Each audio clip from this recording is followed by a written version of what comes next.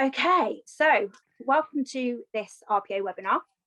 Over the last few seasons and during the last 12 months, we've sent different communications, different e-zines, and ran different sessions to our membership about the dangers and risks of social media, how to be careful, how to protect yourself, and just the security around social media. But many of our members will have probably met one of our guests today, Matt Hemsworth, as we deliver social media awareness sessions at Academy induction days, face-to-face in the clubs and things like that. But today, our focus isn't on that. It's more about the positive side of social media. So how can social media be used in a positive sense? How can it help you grow your brand whilst you're playing rugby to help you transition into your next career? So to give insights, some experience, some advice, we've got a fantastic group of guests with us today. So first up, Matt Hemsworth from B5 Consultancy. Matt is a social media lawyer, and for, I don't know, however many years, he's been supporting the RPA help educate players on social media use, assist players with any issues that they've got with social media, risks around it, reputation-wise, with social media use. So great to have you with us, Matt. Pleasure to be with you, Lindsay. We've also got Tom Wood, current Northampton Saints player, 50 international caps to his name, successful career, still going strong, and on his days off can be found in his workshop or up a tree somewhere trying to saw some wood for his interest outside of rugby and his sideline business with By Name. So great to have you with us as well, Tom. Thanks for having me. And lastly, our final guest is Christian Day, former Sale, Stade Francais, and lastly Northampton Saints player, having 10-year career at Franklin's Gardens, retired in 2018 after a 17-year professional rugby career. He's now head of player affairs at the RPA and also a MasterChef semi-finalist who has grown his social media presence rapidly after the success of his time on the show. So thanks for joining us, guys. Great to have you with us. And I guess just to kind of kick us off, get us started, it's more really for you, Tom and Christian, the first one, thinking of things that you've engaged social media use for, so testimonials, interests outside of rugby and things. How has social media been a positive tool for you? I'll go first. I think that social media is an incredibly powerful tool to use. I think that a lot of players, particularly while you're a player, it's almost like a reluctant usage, or it's something that's kind of undervalued. Certainly when I was still playing, my social media was basically a way of saying good luck for the game, or the game went well. I might post the odd picture or something that I thought was funny, but I never really valued what I was doing. And then post-career, when I obviously appeared on a TV show, which gave me a kind of an entrance into a whole different sphere, I basically grew my Instagram. I'd never had an Instagram account before, and I grew that with very much a kind of a commercial mindset. I moved away from this is, showing my lifestyle or showing, my family or things I'm doing. And I just really focused on one niche with the aim of basically monetizing that. And it's a very, very different approach. And I think players have an incredible opportunity because they'll get so much attention being a professional athlete and the supporter base they'll already have. They have an amazing opportunity to start off with a good base and then grow into a niche of their choosing and be very successful doing that. But it's a very different approach to a casual social media account where you're just doing it for the laughs and a few followers. It's I think you need to be clear in your mind what you're trying to achieve. And how have you found it, Tom? So mine evolved a little bit differently to Christian, but I guess with the same approach initially. I basically set mine up anonymously in the first instance, because I'd begun doing some of this woodwork stuff that I now do pretty much full time. I'm a part-time rugby player, full-time woodworker at the moment. But it started off as a hobby that kind of started to escalate and get out of hand. And I wanted to see if the work could stand on its own 2 feet without the Tom Wood rugby player profile. I didn't want just season ticket holders buying it because it was mine, but really having no appreciation of what it was. So, you know, I make bespoke furniture and chopping boards and all sorts of stuff. And I wanted to just start using it as building a portfolio and seeing if it gained any traction in its own right, without it really being known that it was Tom Wood, Northampton Saints rugby player. Once I got a couple of thousand followers and I had a lot of interactions, and I'd even had requests for commissions and work and inquiries about it, I started to realise that yes, it's beginning to gain a little bit of traction. Now, if I throw my weight behind it as a professional rugby player and use my profile locally to bolster it, then maybe I can grow my following a lot more quickly. And it would just make commercial sense to do that. So that's what I eventually did. And I wish, if I had my time again, I'd have done it way earlier. Because I think my following would have been far better had I been doing it as Northampton Saints captain in my prime, as an England international. I'd had a much broader audience. I've now had to do it later in the day and play catch up a little bit. And I think you'd have had a naturally bigger following as a current international rather than as an ex-international. So I'd have had free access to a lot bigger following at that stage. But at least I suppose the positive side of that is it's making me earn it again, and earn it as a woodworking sort of entrepreneur rather than as a rugby player in the public eye. I wanted to pick up on, there was something great that I really enjoyed what you both said. Christian, you said you've got to be clear in your mind about what it is you want to achieve. And I think that's absolutely right. And what I would relate that back to is there'll be quite a few younger players that will be listening into this at the moment. And they won't yet be thinking about what life after rugby looks like, but they should be. They don't need to make any decisions at the moment while they're still playing, etc., etc. But I think their social media should have half an eye on that, because I guess the journey of a rugby player is being a professional rugby player. You might be a teenager making the kind of mistakes, which is the kind of stuff that we talk to lads about. Then you've got being a rugby player, where Christian kind of alluded to what can be the quite boring stuff that sometimes professional athletes can put out, which is, you know, we played well, the crowd were brilliant, or at least they were brilliant before the pandemic and after the pandemic. And then there's the after. And I think you can blend those two things together. And I think it's really important that we see our social media it's an outlet. And you know, it is our ability to effectively put out press releases, but they're much more fun and engaging. So, you know, you with the great work you're doing in the woodwork, it's your ability to show people what is going out there. And I think one of the things I talk about social media a lot is I think it should be authentic. And what we've got is two great rugby players, but two men with great passions. You know, I obviously knew Christian before it turned out he was this incredible chef. I wouldn't have conceived that he was this incredible chef until he popped up on MasterChef. In fact, Christian, I remember having a conversation with you when you started to say, well, maybe I should be getting involved with social media. And I had no idea why you were asking me that at that point. But it turned out that there was this plan. And I think you can start to blend those plans at an early stage of being authentic to who you are and being more than a rugby player.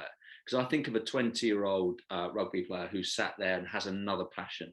I would really want him or her to engage that passion and start indulging that passion whilst they're still playing rugby as well. And I think that's the advantage the next generation through has probably got, which they can look at you two and see what you've achieved off the pitch. They can start doing it a little bit now. I don't think you should be ashamed to be more than a rugby player. I think it's important and empowering, really. I think one of the challenges that some of the lads have when it comes to social media and any extracurricular stuff beyond rugby is balancing it and making sure it's clear that as a current rugby player and under contract from a club and playing it, that you are focused, that you know your priorities are straight, and you know if you're the difficulty is, for example, you have a period of time where you're injured and you have maybe some extra time on your hands, or you know, you need a positive distraction from that. And I've done that in the past with various hobbies I've picked up. But the last thing you want is it to look like you don't care about rugby, or that you're not throwing everything into your rehab and your rehabilitation. Whether, you know, for example, I know Taymana has talked to me about this in the past. He had quite a long-standing injury. He has a clothing line, Wolf Menswear, And he didn't want to post or push any of that while he was not playing and injured, because it looks like his priorities aren't straight and that he's not doing everything. He's too happy to be injured and not playing. And the same could be if you were banned or suspended for a period of time, to act like the rugby's no longer a priority, or it's not where your heart is, and you're off doing your commercial ventures and spending all your time on social media rather than. So I think that's a balance to be had, because on the one hand, it's the perfect opportunity to put your energy into something else. On the other hand, it can look bad to a diehard fan that you're not giving your all, or to your employer. Like for me, if I'm not playing at the weekend, but I'm up a tree on my day off, or I played and we lost yesterday, but I'm doing some tree surgery or woodwork the next day, and happy-go-lucky plugging those things, it can look like you're not as focused as you should be. I think that's right, Todd. I think you're right. There's a line, and no one can draw that line and make it obvious where it is. But it is about getting that balance up. And the one thing I think about you guys and girls as professionals is, you put your body on the line. It's a really short career. So from a personal perspective, I think you can all be forgiven for having those outside interests. But you're right. Reputation's all about perception. So the fact is, you dedicating time to woodwork is quite good for your mental health. And it's actually good for your rugby as a result. And I think there's a lot of people from outside sport that don't see that. So therefore, you've got to get the balance right to allow for those unfair prejudices and perceptions. Where that line is, we can't draw it for any player, but they have to find the right kind of balance. I think in football, Jesse Lingard got a lot of criticism for having extracurricular stuff while his form was poor. Now all of a sudden his form's really good at West Ham United. Everyone thinks it's great that he's got a personality on social media. So sometimes your form or injury, or you mentioned suspensions, you're suspended for 10 weeks for doing something horrific on the rugby pitch. It'd be a really bad idea to be promoting your business during that point. So your rugby career actually does filter in, I guess, doesn't it? Yeah, and I guess my advice for what it's worth would be, if you can look yourself in the eye and have some integrity and know that you're giving all on the pitch and that your priorities are straight, and that what you're doing away from the club is actually beneficial. Like I find now later in my career that spending a bit of time in the workshop or doing other things is what actually it actually improves my energy at the rugby club. It actually improves my focus. It preserves my emotional energy when I do turn up. If I go home and watch 10 games of rugby, I'll be burnt out by the time I turn back up at the club. But if I have a few hours decompressing in the workshop, well, then I'm ready to go again the next day, and I have enthusiasm for it again. So as long as you know deep down that you're doing the right thing and you're not overdoing it outside, and you're not all commercially driven and not giving your all to rugby, then you can stand by that then.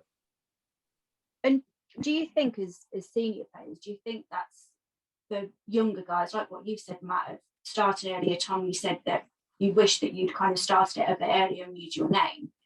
Being able to show the younger guys that it's a good thing. So as you said, not going back and just your whole world being about rugby.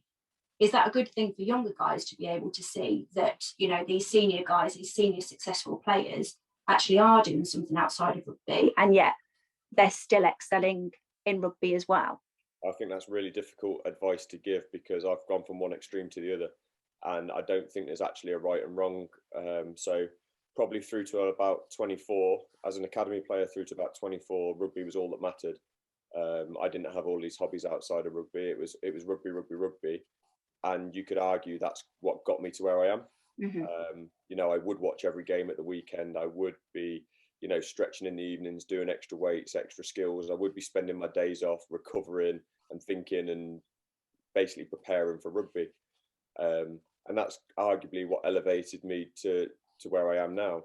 Having said that, having done that for 10 years, I now feel like a little bit of time away from rugby is what preserves my enthusiasm and my energy for it.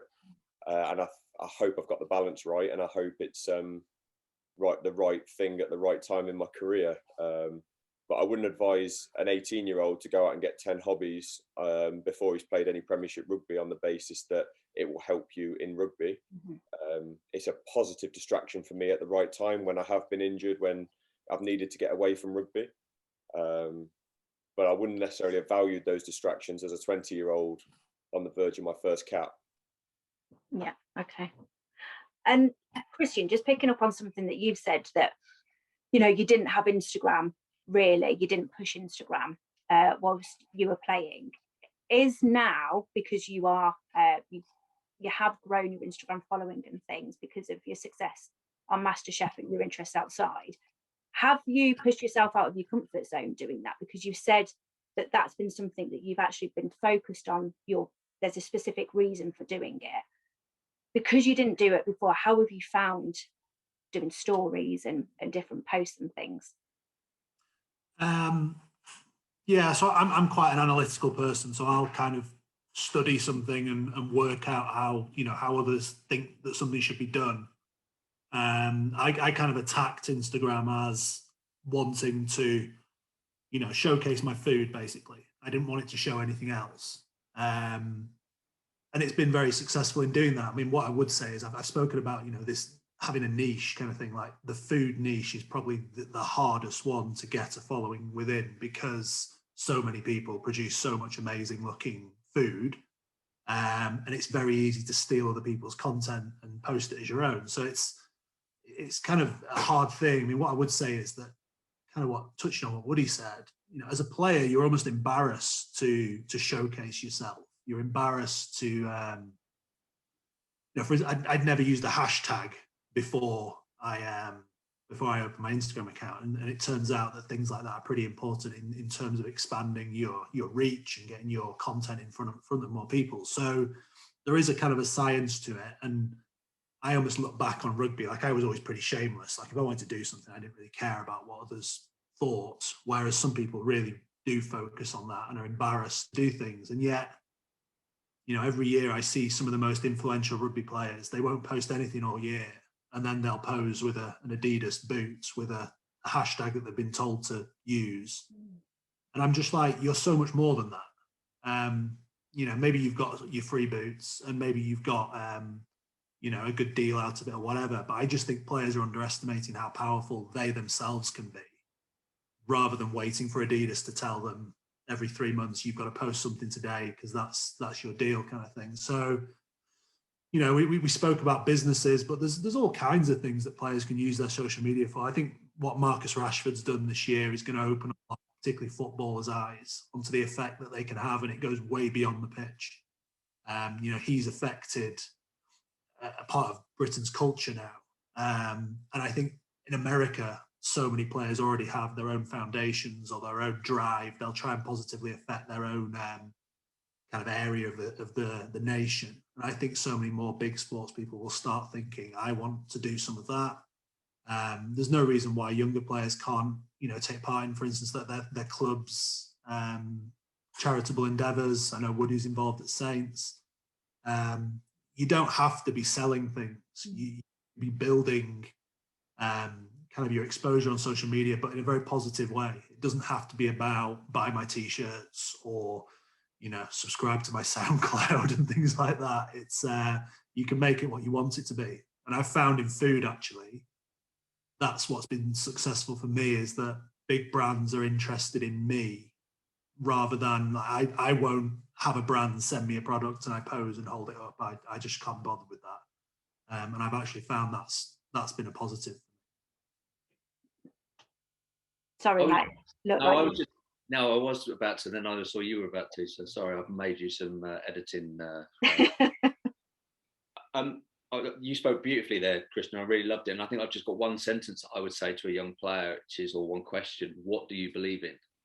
What is it that you genuinely believe in? And I love the example you use of charitable. There may well be certain illnesses that been suffered within their families, or the upbringing that they came from, or in relation to racial equality or homophobia. And then also actually then brings back to the commerciality, because what do you two guys believe in? Where you believe in that those what were hobbies and are now businesses for you guys, they would have been great for you and your mental health, and they are a part of you. And I think, as a young player, I'd be thinking about, what do I believe in? What do I stand for? And then having the confidence to want to talk publicly about that. But one thing I would also say is do that with advice as well.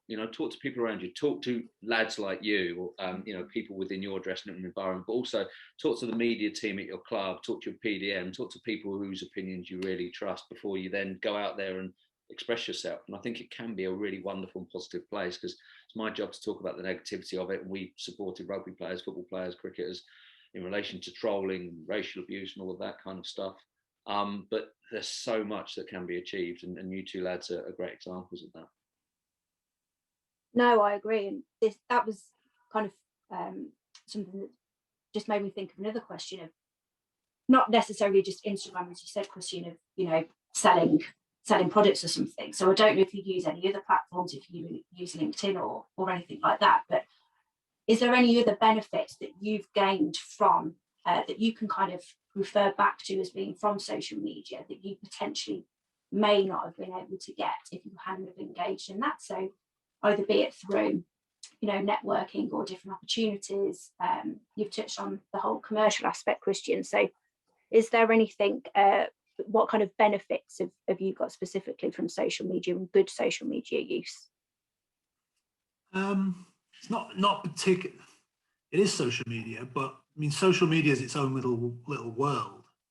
You know, there are experts like Matt who work within social media. The more you can engage with other people and other people's experiences, the more rounded as an individual you become. So, you know, I've just finished an MBA for 2 years. Academically, I don't feel like I learned huge amounts from that. What I learned were 20 other people who worked in professional sport and all their experiences and all their takes on situations. And I very quickly found out that rugby has its own take on things, which is very different to football, which is very different to cricket, which is very different. And that's just within sports. So the more you can engage with other people, the better, really. It opens your eyes to different perspectives, different ways of doing things. And the more you can add to your own repertoire, the more potential you have to grow. If you just want to be the rugby player who turns up to the rugby club, who does his weights, does his rugby and goes home, and that's all you want to be, you'll never grow past that. It's how much you want to expand. And social media is the easiest way to grow the amount of people you interact with. Mm-hmm. I think growing a network is one of the biggest things I've benefited from social media wise. Is loads of people locally that interact, have similar interests or have potential opportunities where I just wouldn't have known they existed without social media. I've posted something and then someone has engaged and gone, love that, like what you're doing there, have you thought about this? I've got a yard around the corner, I work over the other side of Northampton, you should come over and check our place out. And you just find all sorts of contacts that way. You know, I wasn't doing it with that directly in mind, but I've met and grown my sort of network locally through people interacting on my social media that I would never have come across otherwise. Mm-hmm. And two things there. One, that's free. And two, as a rugby player, as an athlete, your opportunities are massively amplified. I mean, I can say from experience now, as three years out of professional sport, it is much harder for me now to engage with people, for instance, at the rugby club, who could help me, because I don't get to see them after games. I don't get to interact with them at commercial environments at the club and things like that. So it becomes much more difficult. And as a player, it's very, very easy. You've just got to be open enough and a big enough person to walk into a room and engage with people. Mm-hmm. And does that take? I was just going to say, what you mentioned about different platforms and things like that. Mm-hmm. So one of the things I've kind of struggled with, I'm a bit of an old sort of cynic, older than 5 years probably, and more miserable. And I've always been like a reluctant adopter of social media platforms. So I didn't really adopt Twitter. I was a late adopter of Twitter. I'm not even on Facebook. I adopted Twitter late. That's probably where my biggest following is, but it's where I do least of my work now, because Instagram's a better showcase for my photos and my woodwork and things like that. But I'm trying to grow my Instagram following to match my Twitter one at least, because Twitter was in my kind of heyday as a rugby player and the following came naturally. Whereas Instagram, like I said earlier, I've been trying to play catch up on. And now I'm kind of looking down my nose at TikTok thinking, oh, that's not really for me. That looks a bit, whimsical and a load of nonsense. But I was speaking to a couple of lads and they said, in terms of your outreach and your accessibility, TikTok is now the place to be. You might post something on Instagram, have so many thousand followers and only get a few interactions, a few likes. a few views, whereas you post the same content on TikTok and it's worldwide and you get so many more views and it will bounce around. And I'm not sure if that's true. That's just anecdotal from talking to some of the boys. But despite my reluctance, I think I'm going to find myself on TikTok before long, because I'm trying to tell myself that, you know, don't be the old geezer that's reluctant that still uses the yellow pages because you and a landline. You know what I mean? It's like the quicker you adopt these things and the more of a sort of pioneer you are with them, that like I'm looking back now, wishing I'd adopted Instagram earlier. I'm sure in a few years' time I'll be looking at TikTok going, why didn't I do that immediately, rather than just laughing at the boys doing silly dances. I think this is where you've got to be really clear as to what you're trying to achieve, because I'm going to persuade you not to go on TikTok, Woody. I think it'd be good for I've never used it. I've never been on it. I don't have the it'd be good for everyone if you don't, I think. But the important thing is to have an engagement, and you're absolutely right. Like, Instagram is the best platform to engage with people in terms of pictures. Like, it is by far and away. Like, TikTok is a much younger group who, as you say, you get a bigger exposure, but are 6-year-olds going to buy wooden tables? Potentially not. So each kind of platform brings a different thing. For me, I keep Twitter as like kind of my personal account, and I talk about rugby more on there, but I don't really put much food on there. For me, food on Instagram fits. But someone told me something which was quite good, actually, which is if you want to sell something, having 100,000 followers doesn't matter if they're not engaged in what you're doing. It's better to have 1,000 followers who are all engaged, because they'll all purchase. Having a huge account sometimes doesn't actually produce your end goal. So, for instance, if Woody's woodworking account has 70% rugby followers, that might not actually be good for his woodworking, because they're following him because they like Tom Wood, the rugby player. And that's interesting to hear him say he was a bit incognito to start with, which is probably a pretty good move, to be fair.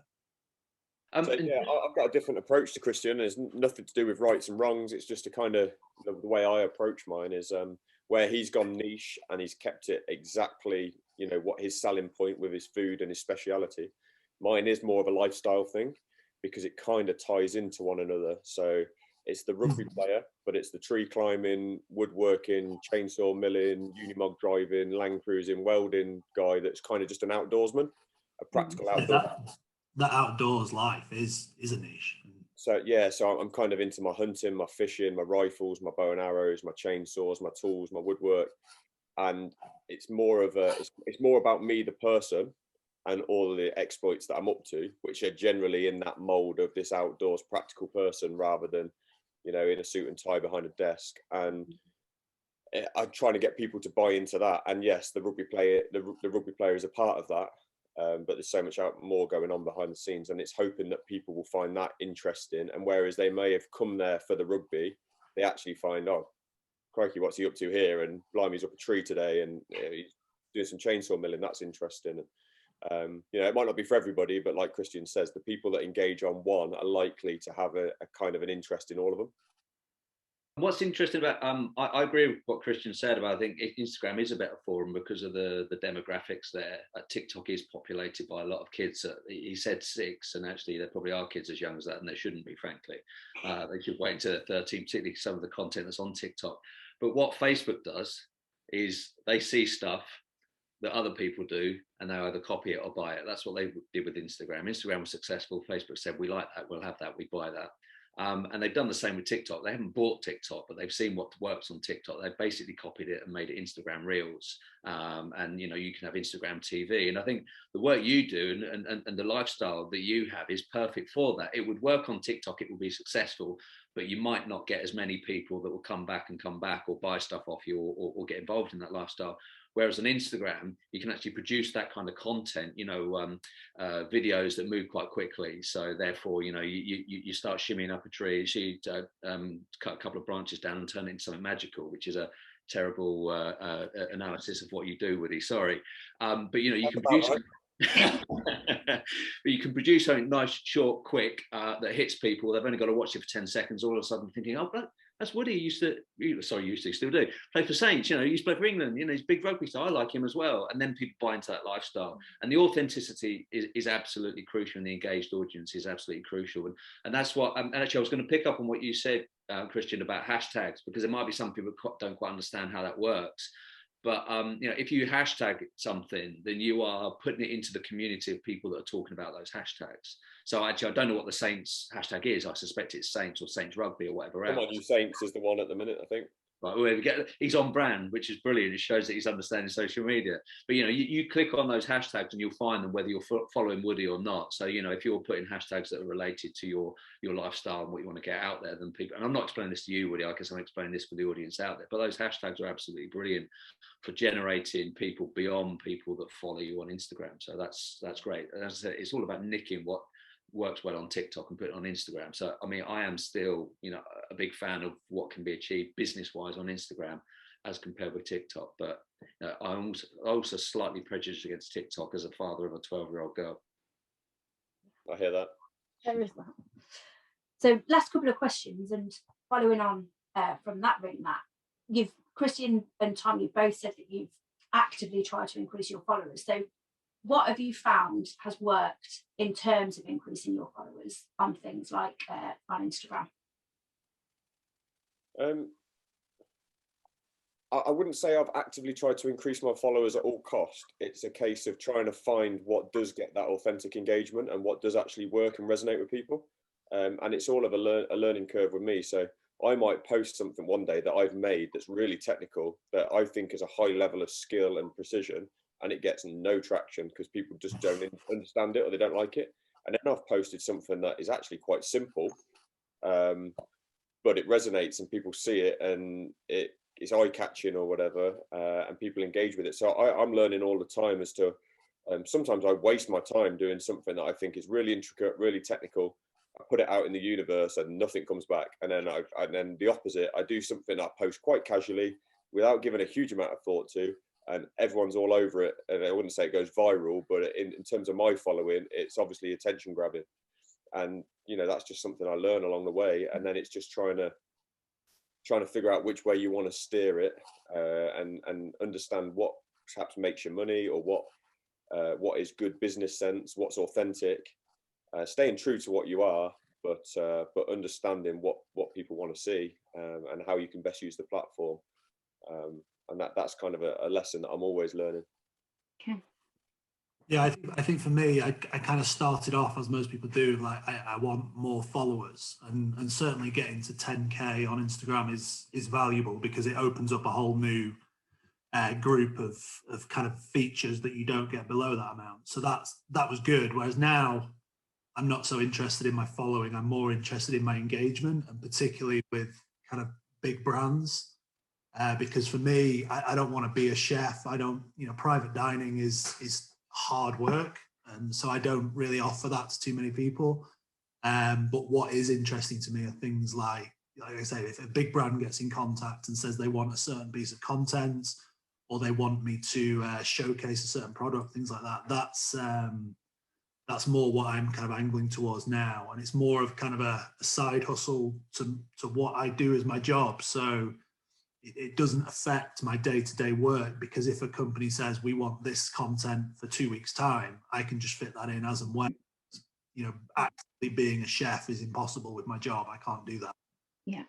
So it's always nice kind of seeing a big worldwide brand pop up in your DMs saying, "Oh, could we work together? Could we do this?" That for me is much more valuable than my followers going up. Yeah. Mm. And then last question to you, Matt. What would be your advice to players that want to build their brand whilst a professional player, and what's the best way to approach it? Okay, I'm just going to throw a few ideas in, just so that the players that listening will trigger a few thoughts maybe for them. I think it was Christian that mentioned engagement and learning. I think social media is a great opportunity to engage and learn.